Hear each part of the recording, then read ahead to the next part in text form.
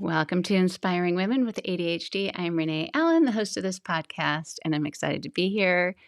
I am still playing with video recording, and I think I'm going to go with Ecamm. Right now, it's going to say Ecamm Live because I'm still in the trial period, but I've tried a few other things. I've spent hours figuring things out and getting the music in while I'm recording instead of after so that the editing process isn't stopping me from producing podcasts, which is along with the topic today, because if we want to be able to get things done and we are spending so much time doing it that uh, we aren't getting anything done, then that's a problem. So what we have to do when we have ADHD is look at our brains and see when they function the best, when our brains, I guess it's when it functions the best and when it doesn't, when it's really just spinning in circles. I noticed this long, long ago when I had babies, and my daughter-in-law is about to have a baby now, and I'm seeing that in myself as a grandma being here because of the uncertainty of the due date and all of that. And when I was a mom or a young mom or about to be a mom, the last few weeks or month, it was harder to get things done, even though you have that nesting instinct of, I need to get lots and lots done. I got to get the house clean. Things need to be better. I need to have a car seat, all that stuff. And there's some kind of chaos in your brain of not knowing when things are going to happen, how they're going to happen, how it's all going to play out. And that can interfere with our brains functioning well. We already struggle with our brains functioning well. And you add more to it, it makes it harder. And in order to function and keep your life in order and have systems and all that, you need to do things to streamline it as you go. You need to look and see what's working, what's not working, and make changes. Otherwise, you keep spinning in that old system. So let's say whatever your daily schedule is, you don't really have a morning schedule. And so in the morning you wake up and you think, oh, I didn't, do the dishes last night, or no one did the dishes last night, or whatever it is. And it takes longer to find food to eat, whether you're preparing just for yourself or for you and your kids or getting people out the door, yourself included. If your system of laundry, food in the kitchen, and dishes done, if that's not in order, in some sense of order, if there's not some kind of system that's working for you, everything's going to be harder. Getting places on time, meeting your goals. If you want to exercise and you hadn't done your laundry, you don't have a workout bra to wear, whatever it is that you don't have in place, that's going to make it harder. It's going to be that many more steps for your brain to think, I have to get this together, and then there's a good chance you won't get it done. And another time that I really realized I'd have to evaluate systems was when I first had a full-time job. I would look at my computer area, I'd look at my file system, I'd get it to work in a way that made it, and back then we answered calls, we had landlines, and I was an administrative assistant, and I'd answer the phone, and I'd answer emails. Even though we didn't have internet, we had WordPerfect back then. I don't even know how we sent emails. Did we technically have the internet? Kind of, but not, like a Google, like we couldn't search for anything. We just could connect with people somehow. I don't know. But anyway, every once in a while I would see, I don't really like that my files are over here because I'm reaching over here, or I need to bring snacks so that I'm not having to go into the break room and I can eat here from my desk or whatever it was. And whatever I saw wasn't working for me. I found maybe this works for somebody else at her desk and she's just working wonderfully that way. It's not working for me. And I found that I needed to do it my way or I couldn't function. I don't know if you feel like that or if you think that that might seem kind of selfish sounding, like, oh, I have to do it my way or I can't do it. That may actually be true. It may actually be true that you can't do it if you're not doing it your way. And it's kind of funny because I remember my mom telling me from the time I was really little, like talking age, she would explain to me how to do something. And I would say, I'll do it my way, you do it yours. which sounds a little selfish, but I had figured it out. And probably in my brain, her way wasn't working for me as well. It's not that I didn't learn from my mom, I did a lot, but those words came out of my mouth. I'll do it my way, you do it yours. And I think about it, and that is probably something I've had to carry through my life because I hear people talk about, like, this is a great way to organize your paperwork, or this is a great way to do this. And I tend to look at the system that they have and see, oh, that won't work at all. Or I'll try this, I'll try that. I might be able to find something from their system that works or follow their system and tweak it as I go, just like I do with recipes when I cook. And that's why all my meals don't turn out very well. But you might find the same thing. And when I am giving advice on a better way to do something with ADHD, or this is what may work with your brain, you really have to think about, will this work with my brain? I'll try it. I'll try it and see. Some things you may just know, no. Or other things you might give it a try and see and come up with ideas on your own, because we all have brains. We all have this creativity and this ability to see possibilities. So whatever isn't working in your life, you have a system going on that's contributing to that. It may not be a good system. It may be a barely floating system, but you may need to create a new system. And it doesn't mean that system wasn't good at one time, or maybe it's never been good, who knows? But it just means it's not working for you, or maybe not at this time in your life. So, in order to create a system that flows, that you can get up and do the things that you need to do without a lot of stopping points, it takes some time and it takes some effort. And that can be hard because when do you have the time to set up a new system? If you don't take the time to set up a new system, your wheels will keep spinning. So every once in a while, today was one of those days, I have to take the time to set up a new system, and other things just have to pile up. Whether it's the laundry, I started doing laundry yesterday, that's just going to have to wait a little bit longer.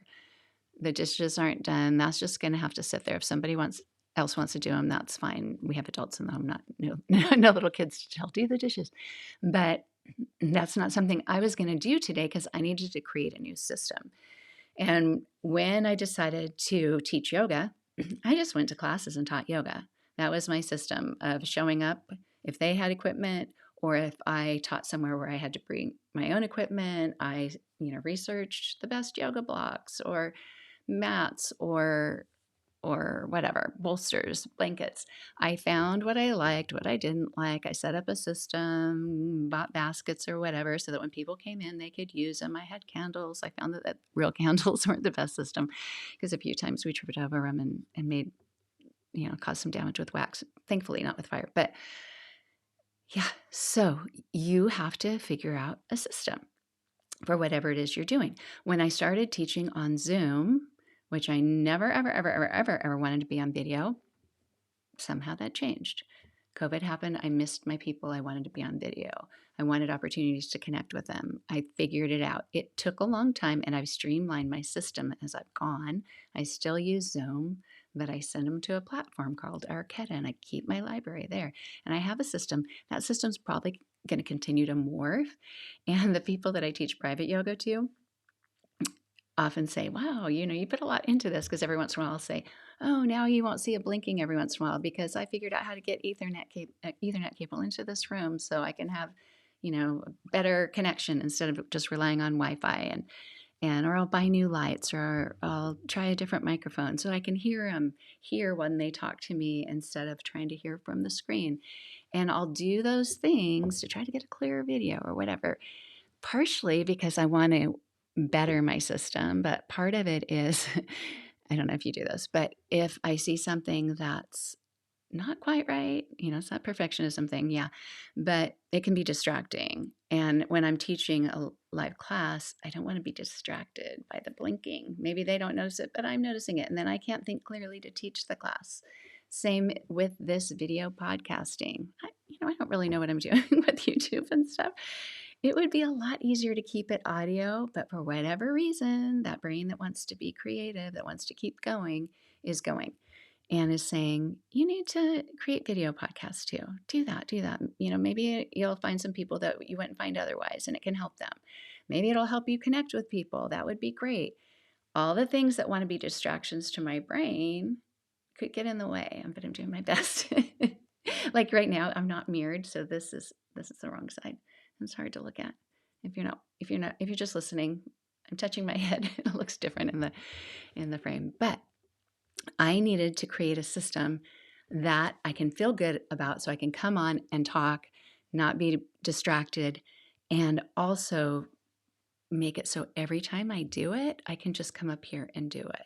I only made one episode last week because I didn't have a system down. There were too many pieces that I had to put together every time I wanted to record.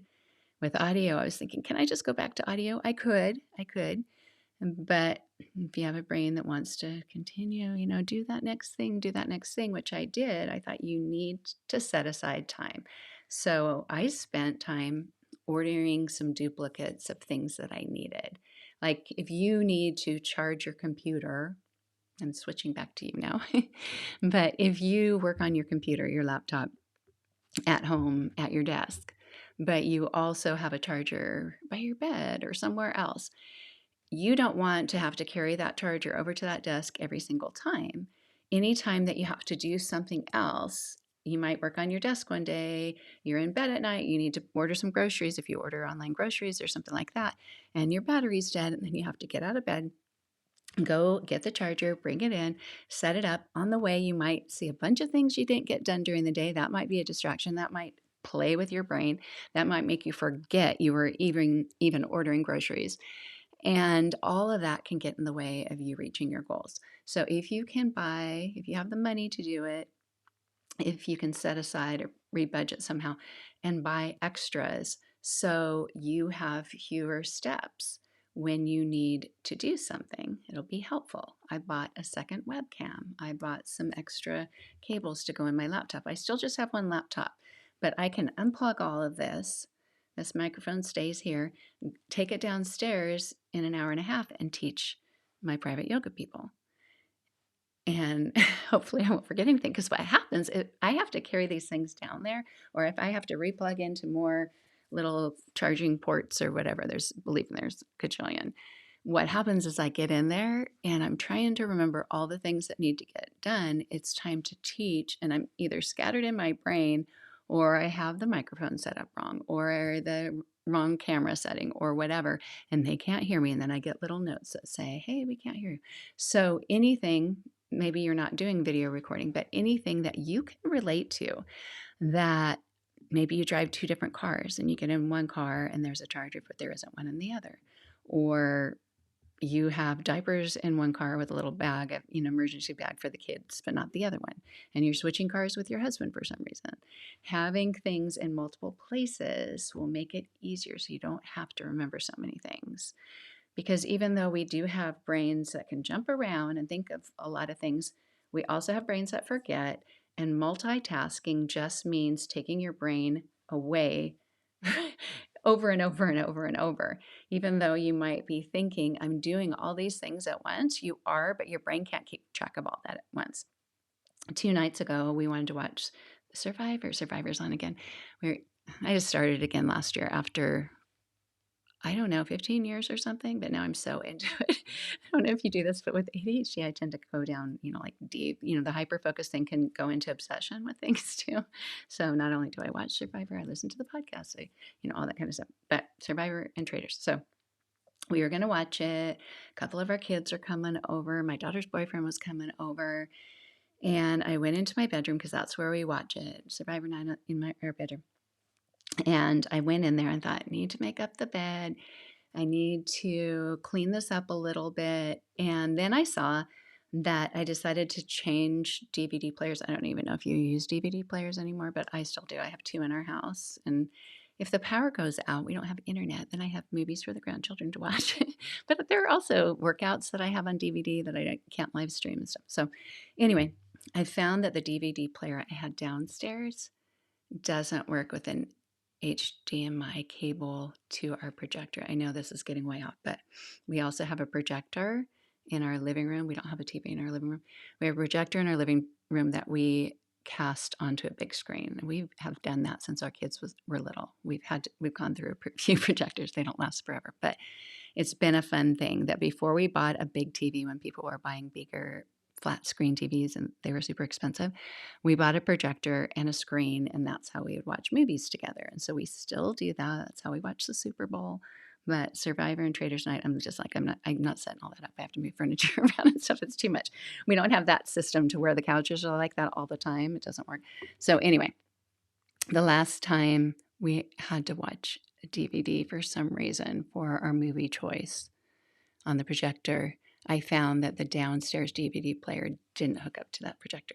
So I knew I had to redesign that system so that when people came over, it wouldn't take forever. I wouldn't be running around like a chicken with its head cut off, because that's what you feel like. That's what I feel like when I have ADHD, that other people are just sitting there and I say, oh, I'll do this, but my brain's like, so yeah. So I started switching that DVD player maybe a week ago. And when I went in to make the bed and get things ready, maybe in 45 minutes, everyone was coming over, I saw the DVD player on the floor, kind of out with a few of the cables. And I thought, oh, yeah, you were working on that. Get that put away. Well, while I did that, I also saw the remote for the TV, like the main remote, how valuable those are if you only have one. So I saw it and I picked it up, and then I saw my husband had some clothes that were on a little table. So I picked those up and I thought, I'm just going to put them on his side of the closet. And I don't know, I did about 4 or 5 things. I was multitasking. I'm pretty sure I picked up that remote. I saw it on the little table. My brain's usually pretty good about knowing, like if I think I saw something, I saw it.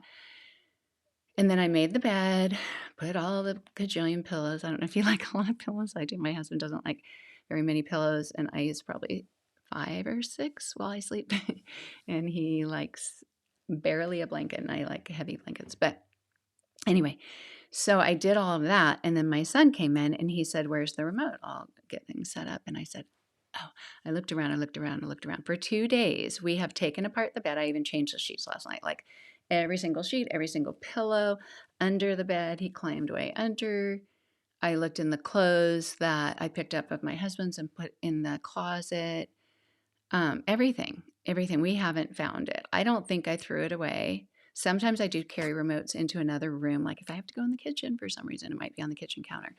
But if I multitask, and I don't know if you found it the same, but if I multitask, I'm highly, highly, highly likely to either misplace something that was in my hand, like my phone, my earbuds, whatever, spill something that's in my hand. I might also be carrying a mug with something in it, and I, lean over to pick something else up, not realizing I have 5 things in my hand, and one of them is liquid without a lid. So mishaps can happen. Things can get lost. All kinds of things of disorder and disarray can happen when you're multitasking. So even though we might think, oh, I'm getting a lot done, we might be, but a lot can get worse too.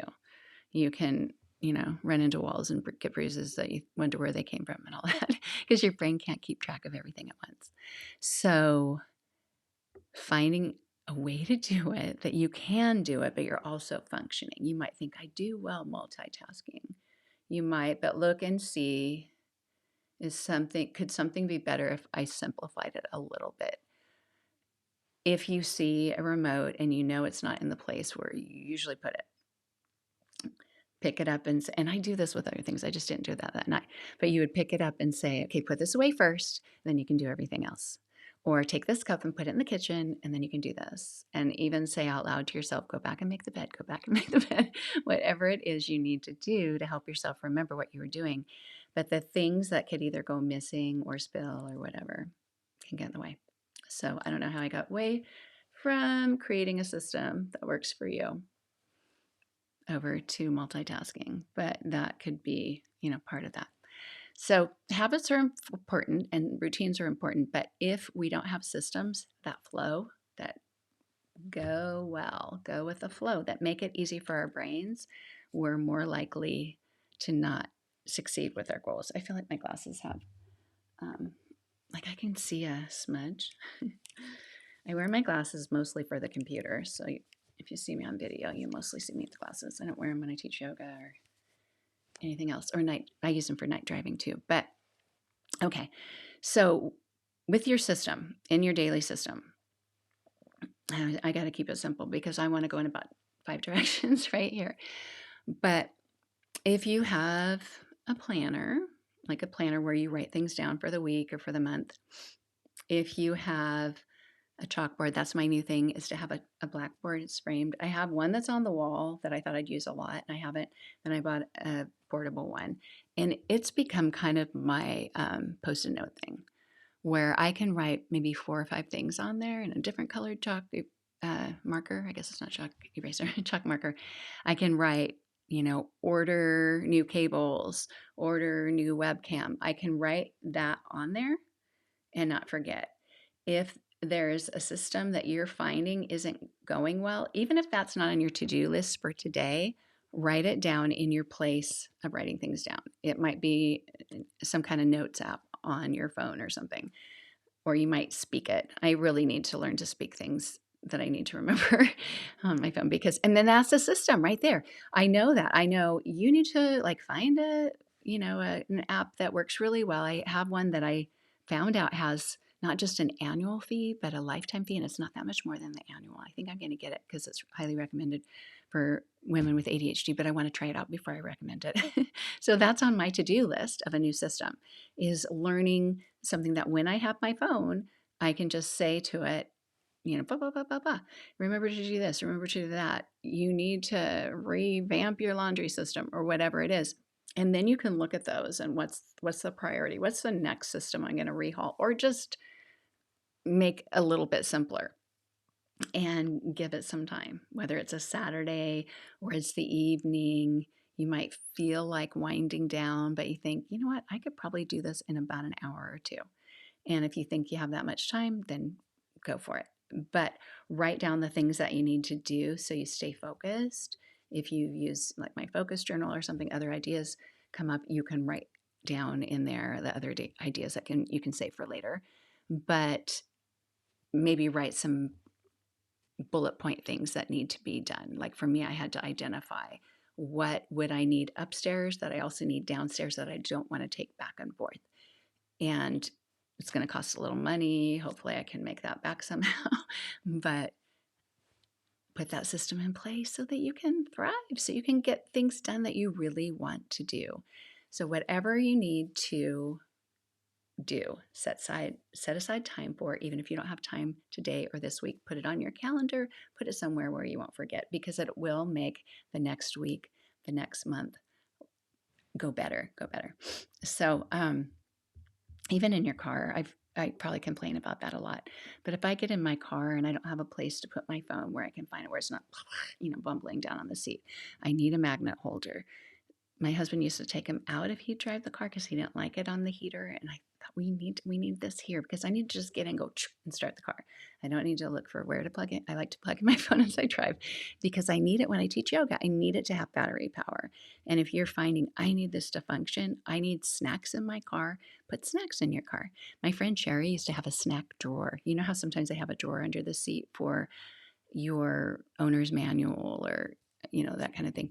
She had all kinds of protein bars and all kinds of really fun snacks. And I thought, I want a snack drawer. I've never had a snack drawer, but I've tried to, have like a few things in a bag. And it is really nice if you're driving around and you think, oh, I'm so hungry, I should stop and get something. Oh yeah, I have these pretzels. It could be as simple as pretzels. So anyway, yeah. And what I'm wondering too, and it's maybe something that you can evaluate.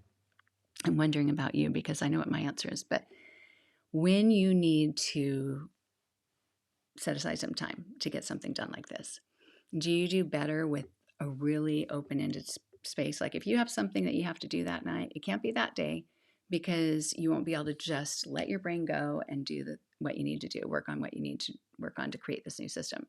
Or do you do better where, like, I only have 3 hours, so I'm going to get working on it? That's something to learn about yourself. Like, you're doing it your way. Do you need a deadline? Give yourself a deadline. Like, I want to be able to go running, start, preparing for a marathon. Do you want to do a marathon?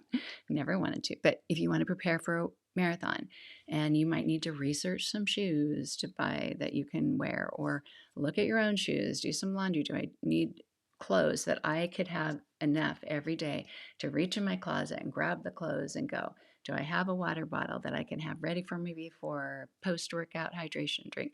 Whatever it is, if you need all those things to keep you going, set it up, plan it out in your mind, have this perfect little system, and take the time to set it up so that you can succeed. Because I know I get really frustrated if I have a gajillion steps to be able to reach a goal. I either won't do it, or I start it and I stop. I start it, I stop. I start it, I stop. And you'd think, as you go through life, maybe you wouldn't have so many goals, but I always have goals. And from the ADHD books I read about women, that is something with the ADHD brain, is we have creative brains. And I know some women feel like, but I can't function well enough to achieve those things I might want to do. You probably can. You probably can. And finding your way to do it is what you need to do. And if you need somebody to work with, I'm not a coach, but I want to help people be accountable, just be a buddy, a mentor, a guide, whatever. Somebody that you can report to. I've started an accountability group for just workouts, exercises, and stuff for March. It's not too late to jump in. I'm trying to cough, but I can't. I don't have a pause button with this video. Maybe I do. Let me try it. I don't know how to do this, but let me try. Okay, so I do have pause button, but I didn't bring my drink up with me because I had so many things to bring up. But anyway, yeah, I think that's where I'll stop today. I'm really debating. I love making longer. I just moved the frame on here. I don't know if you're watching. I didn't know I could do that while I record.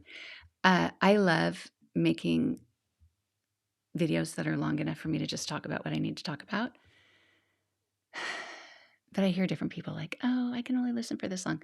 But I can't talk for a short amounts of time. So that's not even an option to have a 10-minute podcast or 15 minutes. And I don't like listening to podcasts that are really short, but it's not that it's all about me. But anyway, it kind of is when I'm recording. But I will try to have some that are a little bit shorter if it's overwhelming to you to think like, oh, I can't always listen to podcasts that long. You can in chunks. Just a little tip. You don't have to listen to it all at once. But I think I'll stop here for today. And I appreciate you for being there, for being out there. I know some of you are out there, and that helps me keep going, keep going, keep going, keep going. And I'm going to keep trying these video podcasts. Eventually, it'll be second nature, and I won't talk about it so much.